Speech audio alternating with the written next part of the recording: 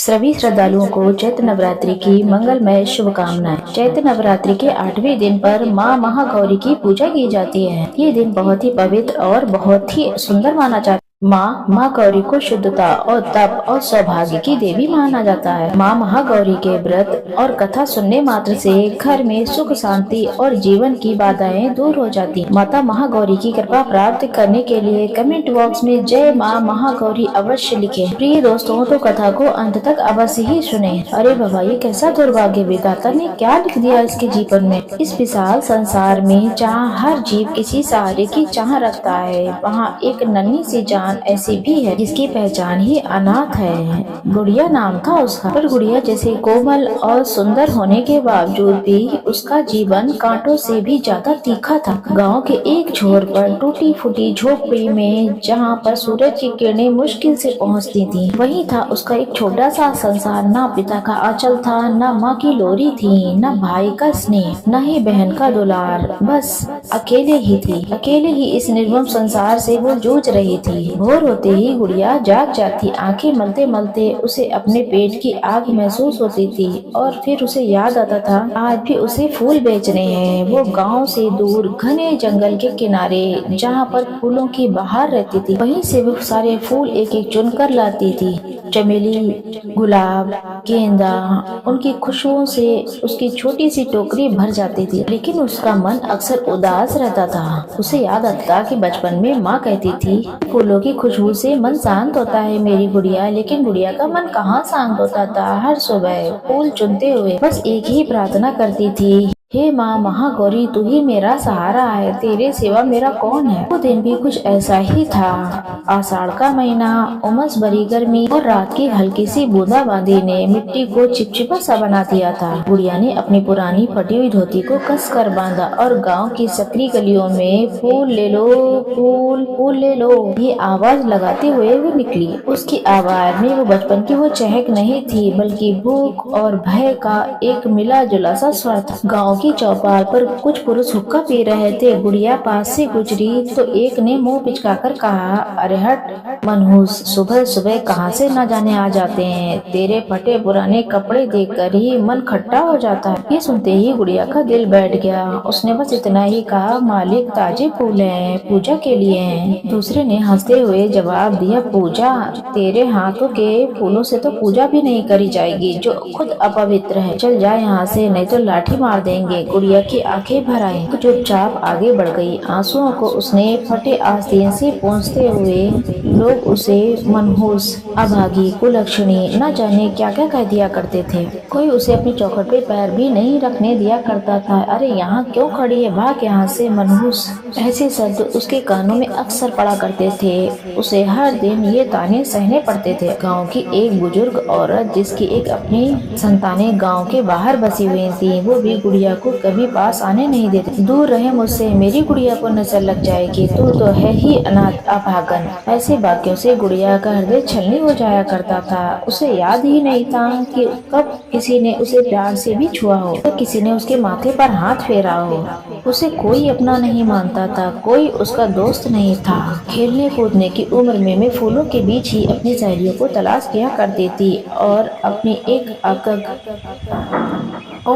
अलग ही दुनिया में वो खोई रहती थी। पेट भरने के लिए वो फूल बेचती थी।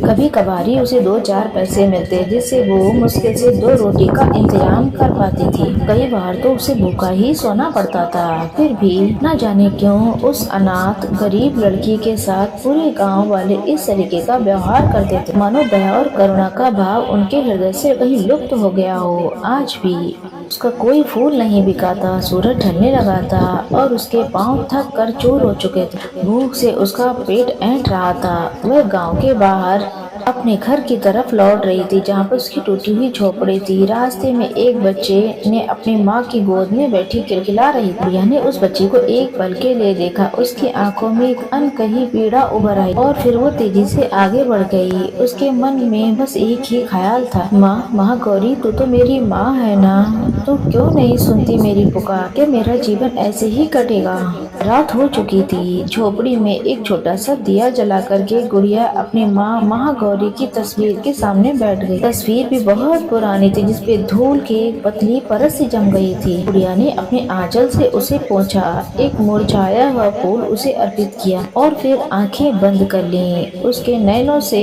अविरल अश्रुधारा बहने लगे। हे माँ महागौरी, जगत की जननी, मेरी पुकार सुन लो। हे विधाता, तूने मुझे एक ऐसा जीवन दिया है, क्यों दिया ऐसा जीवन? क्या मेरा कोई दोष था? क्या मेरा जन्म लेना ही पाप था? गुड़िया फूट फूट कर रोने लगती है। उसकी रोने की आवाजें उस सुनसान रात में गूंज रही थी। माँ, मैं थक गई हूँ, मैं इस अकेलेपन से ऊब चुकी हूँ, मैं इन अपमानों से ऊब चुकी हूँ। लोग मुझे पत्थर मारते हैं, मुझे धुतकारते हैं, मुझे छूना भी नहीं चाहते हैं। क्या मेरा कोई नहीं है? क्या तू भी मुझे छोड़ देगी? उसके हर आंसू, हर पुकार कैलाश पर्वत पर विराजमान माँ महागौरी के हृदय तक पहुँच रहा था। अपने दिव्य लोक में बैठी माता महागौरी उस नन्ही सी भक्त की करुण पुकार को सुनकर द्रवित हो जाया करती थी। उनका शांत सौम्य मुखमंडल अब चिंता और करुणा से भर गया था। उन्होंने देखा कि उनकी नन्ही भक्त, जिसने कभी किसी का बुरा नहीं चाहा, जिसे जगत ने केवल तिरस्कार दिया, वो कैसे बिना किसी सहारे के कैसे जी रही है। उसका अटूट विश्वास, उसके निर्मल भक्ति और उसकी असहनीय पीड़ा। माँ महागौरी का एकमात्र तो हृदय चीकार उठा, नहीं, अब और नहीं। उन्होंने निर्णय ले लिया, कोई भी माँ अपने इस बच्चे को इतनी पीड़ा में नहीं देख सकती, चाहे वो बच्चा पृथ्वी पर हो या स्वर्ग में हो। उन्होंने अपने दिव्य सिंहासन का त्याग कर दिया और असीम शक्ति को समेट लिया और एक अदृश्य ज्योतिपुंज के रूप में पृथ्वी की ओर प्रस्थान कर लिया। उनके आने से पहले ही वातावरण में एक अद्भुत ऊर्जा का संचार हो गया। एक क्षण के लिए सन्नाटा सा छा गया, जैसे प्रकृति भी उनकी आगमन की प्रतीक्षा कर रही होगी। प्रिया अभी भी रो रही थी। माँ की तस्वीर को पकड़कर उसकी चौकड़ी में अचानक से एक अलौकिक प्रकाश सा फैल गया। पहले वो डरी कि शायद किसी जंगली जानवर का साया होगा, फिर वो प्रकाश इतना शीतल और इतना शुभ था कि उसका भय धीरे धीरे श्रद्धा में बदलने लगा। प्रकाश पुंज घना होता गया।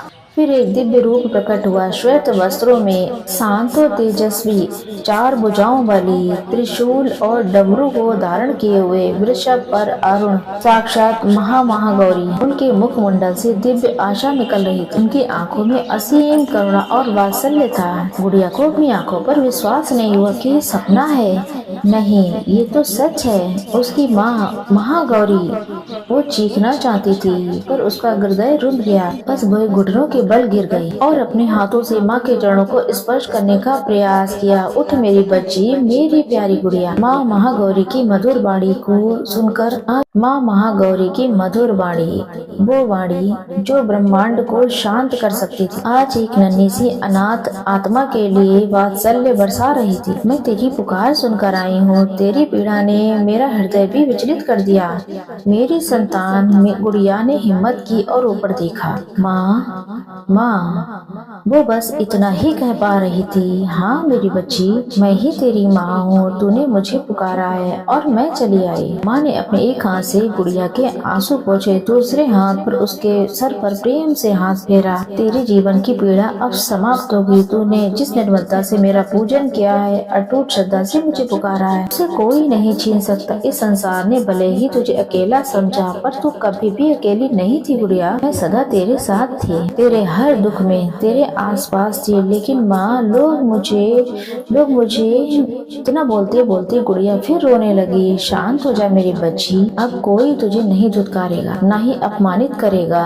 मैं तुझे आशीर्वाद देती हूँ कि तेरे जीवन में अब केवल सुख और शांति का वास हो। तेरा हृदय सदैव स्वच्छ और पवित्र रहेगा। तुझ पर कभी कोई संकट नहीं आएगा। इस संसार में तुझे वो मान सम्मान मिलेगा जिसकी तू अधिकारी है। तेरा जीवन अब फूलों की तरह खिल जाएगा और उसकी सुगंध दूर दूर तक फैलेगी। माँ ने अपना हाथ उठाया और एक दिव्य प्रकाश गुड़िया के ऊपर बरसा। गुड़िया को लगा जैसे उसके शरीर का हर कष्ट दूर हो गया हो, उसके मन का हर मैल धुल गया हो। एक असीम सी शांति, एक नई ऊर्जा उसके भीतर से भर गई। उसका चेहरा चमक उठा, उसकी आंखों में नई चमक चमक आ गई। माता महागौरी ने उसके माथे पर एक चुम्बन किया और कहा कि अब मैं जाती हूँ मेरी बेटी, तुम याद रखना मैं सदा तेरे साथ हूँ, तेरे कण कण में। कहते ही वो दिव्य प्रकाश धीरे धीरे मंद पड़ने लगा और देखते ही देखते माँ गौरी का अनुपम रूप गुड़िया की आंखों से ओझल हो गया। केवल एक मधुर सुगंध वायु का झोंका सा रह गया और गुड़िया के हृदय में माँ की असीम ममता की अनुभूति। गुड़िया वहाँ पर अकेली बैठी रह गई, लेकिन अब वो अकेली नहीं थी। उसके पास माँ का आशीर्वाद था, माँ का वरदान था। उसके भीतर एक अद्भुत शक्ति का संचार हो गया था। अगली सुबह जब गुड़िया अपनी झोपड़ी से बाहर निकली तो उसे सब कुछ बदला बदला सा लग रहा था। नहीं, दुनिया नहीं बदली थी, पर गुड़िया बदल गई थी। उसके चेहरे पर अब डर नहीं, लेकिन अब आत्मविश्वास की चमक थी। उसकी चाल में दृढ़ता थी। उसने फूलों की टोकरी उठाई और गांव की ओर चल पड़ी। आज भी उसने वैसे ही कहा, फूल ले लो, फूल ले लो की आवाज लगाई। आज उसकी आवाज में एक अद्भुत मिठास और विश्वास था। जो लोग कल तक उसे धुतकारते थे आज कुछ पल ठिठके। उन्हें गुड़िया के चेहरे पर एक अलग ही आभा दिखाई दी। उसकी आंखों में एक दिव्य शांति थी, ऐसी आभा जो उन्होंने पहले कभी नहीं देखी थी। एक बुजुर्ग जिसने कभी उसे मनहूस कहा था, उसने अपनी पत्नी से कहा, अरे ये गुड़िया इतनी बदली बदली क्यों लग रही है, इसके चेहरे पर कैसा तेज है। एक दो लोगों ने हिचकिचाते हुए उससे फूल खरीदे। जब उन्होंने उन फूलों को अपने घर में रखा तो उन्हें एक अजीब सी शांति का अनुभव हुआ। धीरे धीरे गांव में ये बात फैलने लगी कि गुड़िया के फूलों में कोई चमत्कार है। जो भी उसके फूल खरीदता उसके घर में सुख शांति का वास हो जाता है। लोगों का व्यवहार उसके प्रति बदलने लगा। अब उसे कोई ताना नहीं मारता था, कोई उसे धुतकारता नहीं था, बल्कि लोग उसे सम्मान देते थे। गुड़िया ने अपनी झोपड़ी को ठीक करवा लिया, अपने लिए अच्छे वस्त्र खरीद लिए। उसने कभी किसी से घृणा नहीं की, न ही किसी से बदला लेने की सोचा। वो तो बस माँ महागौरी का दिया हुआ आशीर्वाद मानती थी। वो आज भी हर सुबह फूल चुनती, हर शाम माँ महागौरी का पूजन करती। पर अब उसकी पूजा में आंसू नहीं होते हैं, बल्कि कृतज्ञता और प्रेम का भाव होता था। उसके जीवन में अब शांति थी, सम्मान था और सबसे बढ़कर माँ महागौरी का अनुपम दुलार था। ये कथा इस बात का प्रमाण है कि सच्चे हृदय से की गई भक्ति, अटूट विश्वास और निर्मल प्रेम कभी भी व्यर्थ नहीं जाता है। भले ये संसार आपको ठुकरा देगा, पर जगत जननी माँ महागौरी अपने भक्तों की पुकार अवश्य सुनती हैं। उनकी करुणा अपार है, उनकी ममता अतुलनीय है। जो उनकी शरण में आ जाता है वो उसे किसी की सहारे की आवश्यकता नहीं पड़ती है। प्रिया का जीवन इस बात का साक्षी है कि भक्ति और श्रद्धा से माँ का हृदय पिघल जाता है और वो अपने भक्तों का उद्धार करने के लिए अवश्य आती है। हे माँ गौरी, जगत की जननी तेरी जय हो। तो प्रिय साथियों, इसी के साथ चैत्र नवरात्रि के पावन व्रत कथा यहाँ पर पूर्ण होती है। हम सभी माता महागौरी के चरणों में प्रार्थना करते हैं कि उनके दिव्य कृपा सदैव आप सब पर भी बनी रहे। जय माँ महागौरी, जय हो माता जगत की जननी।